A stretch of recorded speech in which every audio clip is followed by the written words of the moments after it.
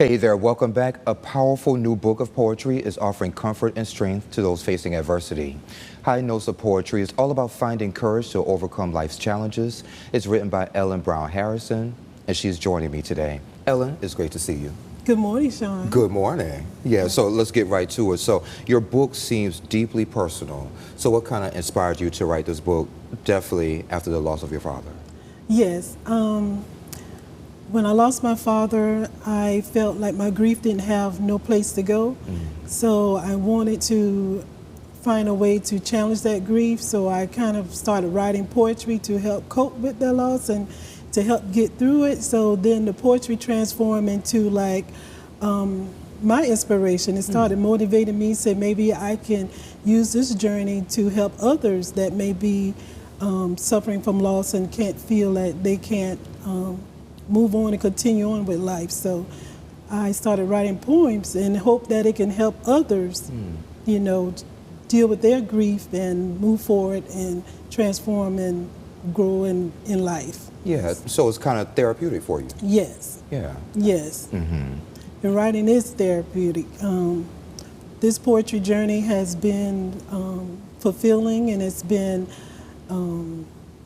just making my way of transforming this life journey, and writing has just helped me to inspire, motivate, and encourage others to use their gifts to help them cope with any loss that they may be facing. Yes, ma'am, definitely. So your book is separated into two different sections. So kind of tell me a little bit about that and why you decided to do it that way.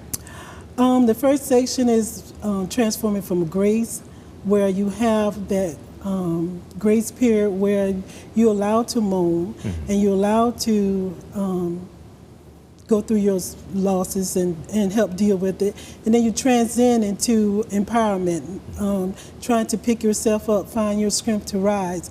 So the poems that I use for those is for us having courage to get back into life, finding your strength again to rise, help persevering through your difficult times, and then start pursuing your dreams. So those are for grace and then transcendent. Yes, ma'am. Okay. And Maya Angelou, she's a big influence on your writing. So what is it about her and her writing? Maya Angelou, her poems being having you being a phenomenal woman. Is that your favorite one? That's one of my favorites. Okay. Yes. And her poem, Still to Rise, Still I Rise, that's one of my favorites. And also I Know Why a Caged Bird Sings. And her poems helps you to feel like even though you're going through something, her poems help you to thrive again. And that's why I want my poems to help others. Like I have one of being a confident woman. I want people to feel like you can go through anything with your confidence. I have one being a confident man, being encouraged, being of good courage.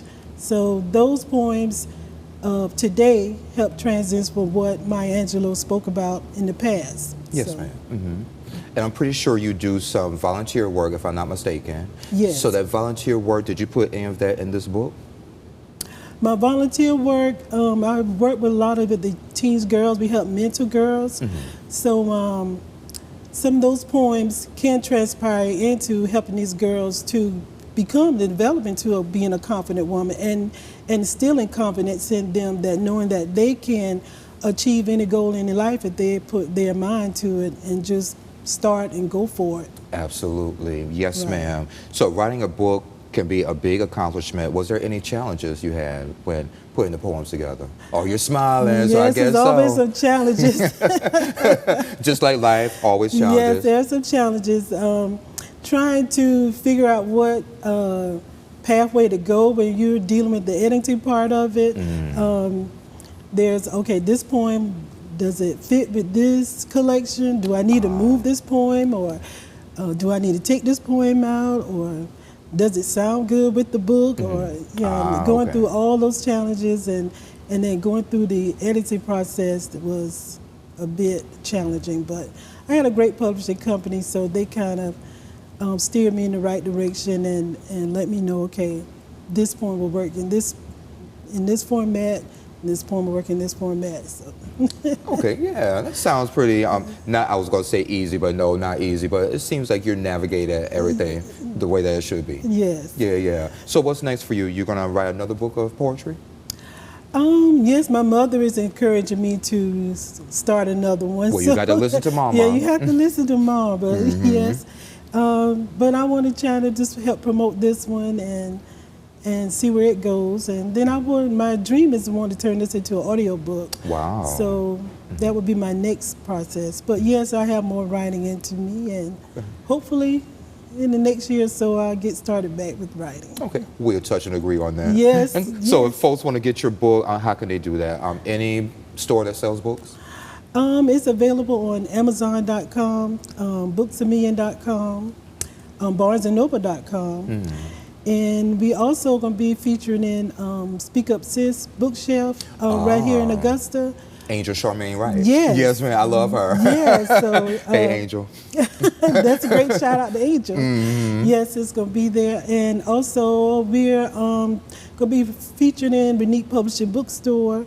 That's out of Arkansas. So we're going to be on the West Coast. So, okay. Yeah, so great things happening for it. Great things And happening. you can also visit my website, ebharrison.com, to find out my story and more information. Well, Ellen, thank you for being here. When you get that next book, make sure you come right there. I'll be glad to. Okay, see, it wasn't that bad. No, it wasn't. Yes, ma'am. And we'll be right back.